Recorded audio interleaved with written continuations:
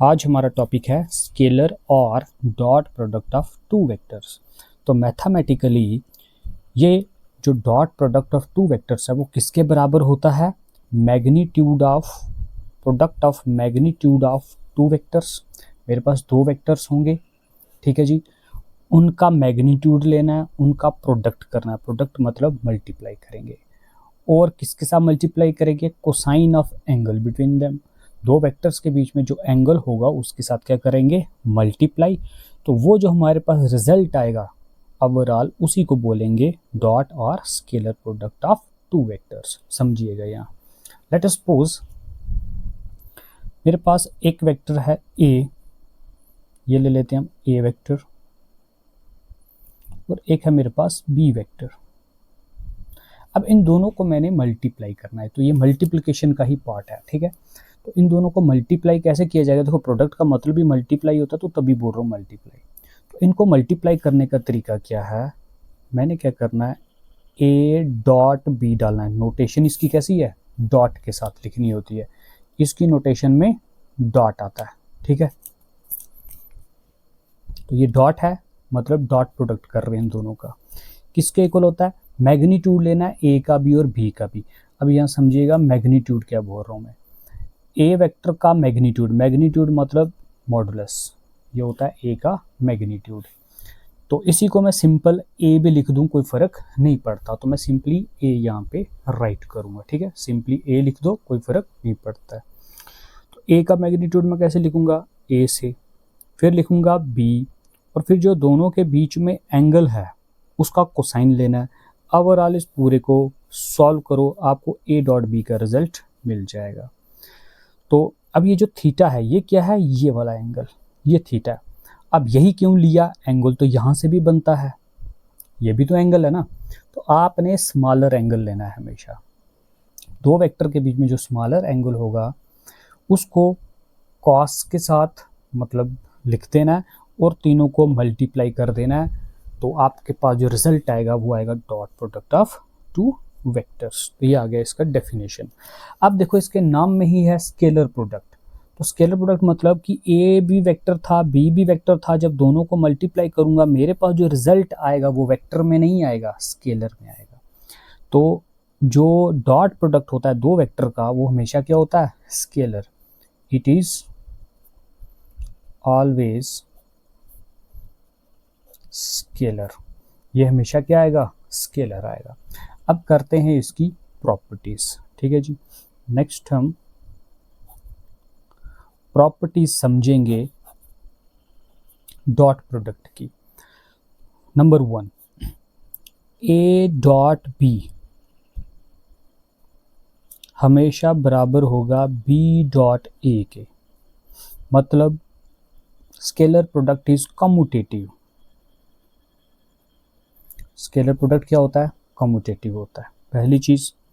Second, A dot B plus C बराबर होगा A dot B plus A dot C के। A dot दो vector को plus करो, फिर थर्ड वेक्टर कोई ए है उससे क्या कर दो? मल्टीप्लाई कर दो। तो आंसर आप जो भी आंसर आएगा आप ऐसे भी कर सकते थे, ए को बी से मल्टीप्लाई करो या ए को सी से मल्टीप्लाई करो। ए को बी से करो या ए को सी से करो, फिर दोनों को प्लस करो, तब भी RHS का जो रिजल्ट आएगा LHS के इक्वल आएगा। इस प्रॉपर्टी को बोलते हैं डिस्ट्रीब्यूटिव। तो जो डॉट प्रोडक्ट होता है वो डिस्ट्रीब्यूटिव भी होता है। नंबर 3 प्रॉपर्टी है हमारी, अगर दो वेक्टर्स परपेंडिकुलर हुए, क्या हुए? परपेंडिकुलर। लेट अस सपोज एक वेक्टर ए ये है, बी वेक्टर हमारा ये है, दोनों में एंगल आ गया 90 का।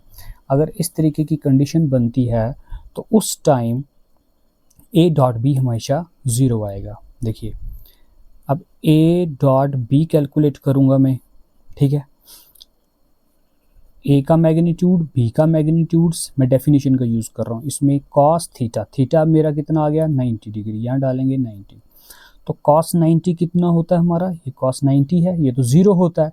अगर ये वैल्यू 0 हो गई, अगर ये वाली वैल्यू 0 हो गई तो 0 से जब इस पूरे को मल्टीप्लाई करोगे तो रिजल्ट इसका भी तो 0 ही आएगा, ठीक है जी। तो ए डॉट बी हमेशा टू परपेंडिकुलर वेक्टर्स के लिए क्या होता है, 0। ये याद रखनी है प्रॉपर्टी कि dot product of two perpendicular vectors is a 0। Third नहीं, नेक्स्ट आ गई हमारी फोर्थ। अगर वेक्टर्स पैरेलल हुए, पैरेलल मतलब दोनों वेक्टर फिर हमारे जैसे एक ये है और एक ये बी वेक्टर है। अगर ये दो वेक्टर्स पैरेलल हुए, एक वेक्टर ये आ गया, दूसरा वेक्टर ये आ गया, ए वेक्टर, ठीक है, ये था हमारे पास बी वेक्टर। अगर दो वेक्टर्स क्या हो, पैरेलल, तो उस टाइम हमारा जो डॉट प्रोडक्ट होता है वो मैग्नीट्यूड ऑफ टू वेक्टर्स के इक्वल होता है। देखो यहाँ लिखूँ कॉस, अब थीटा मेरा एंगल कितना आ जाएगा यहाँ पे 0। अगर दो वेक्टर पैरेलल होंगे तो एंगल कितना आएगा 0। कॉस 0 होता है 1 इंटू ए बी, तो ए बी है ना। अगर दो वेक्टर्स पैरेलल हों तो फिर जो डॉट प्रोडक्ट होता है वो उनके मैग्नीट्यूड के प्रोडक्ट के इक्वल होता है, ठीक है जी। नंबर 6, अब देखो हमने पढ़े थे ऑर्थोगोनल वेक्टर्स, उसमें मैंने बोला था ये हमारी वाई एक्सिस, ये एक्स एक्सिस और ये आ गई Z axis. X axis, Y axis, Z axis. X axis के अलांग जो यूनिट वेक्टर होता है वो होता है I unit vector, Y axis के अलांग होता है जे, जेड एक्सिस के अलांग होता है के यूनिट वेक्टर, ठीक है जी। अब हमें पता है यहाँ से आई और जे में कितना एंगल है 90, जे और के में भी कितना होता है 90, के और आई में भी कितना होता है 90। बस अब आई जे के का प्रोडक्ट देखेंगे कि वो कितना आता है, तो उनका यूज भी हम इन्हीं दो डेफिनेशन से ही इनके भी फॉर्मूले कैलकुलेट करेंगे। देखो अगर ऑर्थोगोनल वेक्टर्स होंगे, इन ऑर्थोगोनल वेक्टर्स क्या होगा, आई डॉट आई, पहले सेम ले लेते हैं। देखो सेम है तो मतलब पैरेलल ही हुए ना, एक ही डायरेक्शन में हुए, तो इस जगह पे हमारा ये कॉन्सेप्ट लग रहा है, ठीक है। तो यूनिट वेक्टर क्या होता है, जिसका मैग्नीट्यूड 1 होता है, ठीक है। ये भी 1 है, ये भी 1 है, तो अगर इसका भी मैग्नीट्यूड 1 है, इसका भी मैग्नीट्यूड 1 है, तो 1 मल्टीप्लाई 1 कितना आएगा जी, 1 नहीं आएगा, ठीक है ना। मैग्नीट्यूड ही तो लेना, ये डेफिनेशन लगा रहा हूँ, ए का मैग्नीट्यूड, बी का मैग्नीट्यूड। जब भी दो वेक्टर्स पैरेलल होते हैं, ये पैरेलल का केस था भाई, पैरेलल का, ठीक है। ये था हमारा परपेंडिकुलर का केस। अगर परपेंडिकुलर हो तो डॉट प्रोडक्ट 0 आता है। अगर दो वेक्टर्स पैरेलल हो तो डॉट प्रोडक्ट उनके मैग्नीट्यूड के प्रोडक्ट के इक्वल आता है। तो अब ए है तो ए का मैग्नीट्यूड लिया था, बी है तो बी का मैग्नीट्यूड लिया था। सिमिलरली आई है तो आई का मैग्नीट्यूड 1 होगा, ये भी आई है उसका भी मैग्नीट्यूड 1 होगा। 1 इंटू 1 1 ही आएगा, ठीक है। तो आई डॉट आई हमेशा क्या होता है 1, ये याद रखना आपको। सिमिलरली जे डॉट जे, क्योंकि डॉट प्रोडक्ट कर रहा हूँ, ये भी कितना आएगा 1, जे का भी मैग्नीट्यूड 1, इस जे का भी यूनिट वेक्टर है, मैग्नीट्यूड 1 आएगा। 1 मल्टीप्लाई 1 1 होता है। तो सिमिलरली के डॉट के यूनिट वेक्टर भी कितना आएगा 1। तो मैंने इस वाली जगह पे ये डेफिनेशन पुट कर दी, ठीक है जी। अब हम इन दोनों को आपस में अलग अलग वेक्टर्स लेंगे, आई डॉट जे या फिर जे डॉट आई, कुछ भी लिख सकते हो क्योंकि ये कम्यूटेटिव होते हैं। ए बी लिखो या बी ए लिखो कोई फ़र्क नहीं पड़ता, तो आई जे लिखो या जे आई लिखो, डॉट प्रोडक्ट में कोई फ़र्क नहीं पड़ता। तो आई डॉट आई किसके इक्वल हो जाएगा, आई डॉट जे किसके इक्वल हो जाएगा। देखो ये आई ये जे, ये रहा आई ये रहा जे, दोनों के बीच में एंगल आ गया 90 का।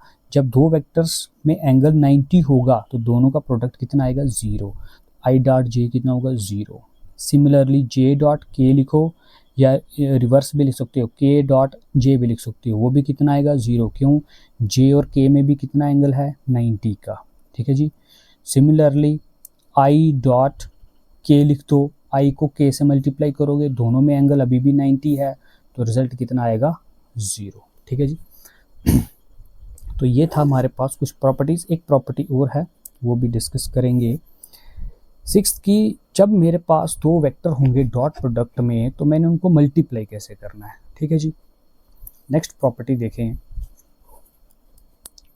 जैसे मेरे पास लेट सपोज एक वेक्टर है ए वेक्टर, वो है 2i plus 3j plus 2k unit vector, and B मेरे पास ले लो i unit vector minus 3j plus 2k unit vector. अब क्वेश्चन बोलता है कि इन दोनों का डॉट प्रोडक्ट करो, ए को बी से मल्टीप्लाई करो। तो कैसे करना है वो समझा रहा हूँ। जब आप ए को बी से मल्टीप्लाई करेंगे तो आपको आई वाले को आई से मल्टीप्लाई करना है, जे वाले को जे से करना है, के वाले को के से करना है। सिंपल।